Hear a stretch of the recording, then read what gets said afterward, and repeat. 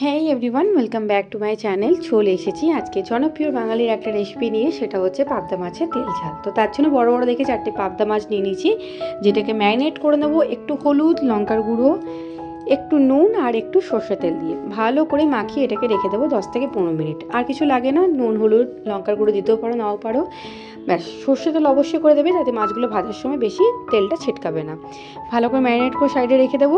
এবারে একটা মশলা রেডি করে নেবো, যার জন্য কালো সর্ষে, সাদা সর্ষে, একটা কাঁচা লঙ্কা, সামান্য একটু নুন দিয়ে ভালো করে পেস্ট করে সাইডে রেখে দেবো। সাদা সর্ষে কালো সর্ষে দুটোই 1 চামচ করে আছে, বড় চামচে 1 চামচ, মানে 1 টেবিল স্পুন করে আছে। এবার আরেকটা মশলা করে নেবো, যার জন্য ধনে, জিরে, কাশ্মীরি লঙ্কার গুঁড়ো, নুন নিয়েছি, একটা মিডিয়াম সাইজের টমেটো, এটাকেও বেটে রেখে দেবো সাইডে।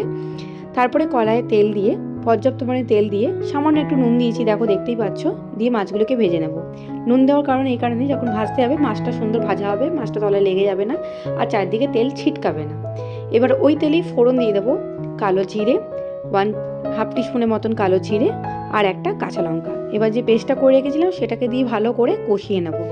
মিডিয়াম টু লো ফ্লেমে ভালো করে তেল ছাড়া অবধি কষাতে হবে। একটু দিয়ে দিচ্ছি হলুদ কিন্তু বাটার সময় দিইনি, ওই জন্য এখন হলুদটা দিলাম।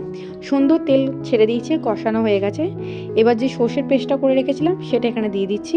এবারে ভালো করে 1 ফুট 8 অবধি ওয়েট করব। যখনই 1 ফুট এসে যাবে, কষে যাবে, সাইড দিয়ে তেল ছেড়ে যাবে, তখনই ভেজে রাখা মাছগুলো দিয়ে ভালো করে 2-3 মিনিট ফুটিয়ে নিলেই পাবদা মাছের তেল ঝাল একদম রেডি।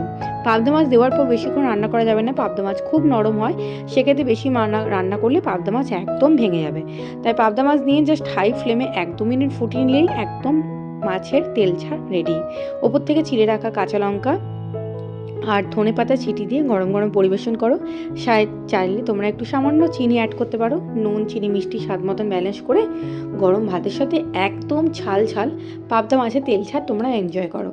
খেতে খুব সুন্দর লাগে, গরম ভাতের সাথে তো জাস্ট জমে যায়। পাবদা মাছের সমস্ত কিছুই মানে যাইভাবে বানানো না কেন খেতে খুব ভাল লাগে, কোনো বেশি একদম এর পিছনে খাটতে হয় না, একদম পুরো মাংসের মতন খেতে লাগে, এতটাই অপূর্ব খেতে লাগে পাবদা মাছ।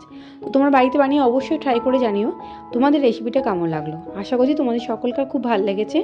এরকম নিত্য নতুন রেসিপি দেখতে থাকলে অনুরোধ হলো ছোট্ট করে চ্যানেলটাকে লাইক, কমেন্ট, শেয়ার করে দিও প্লিজ। অনুরোধ হলো অবশ্যই আমাকে ফলো করো আর আমার চ্যানেলটা সাবস্ক্রাইব করে দিও। তো চলো টাটা, দেখাবে নেক্সট এপিসোডে, বাই বাই।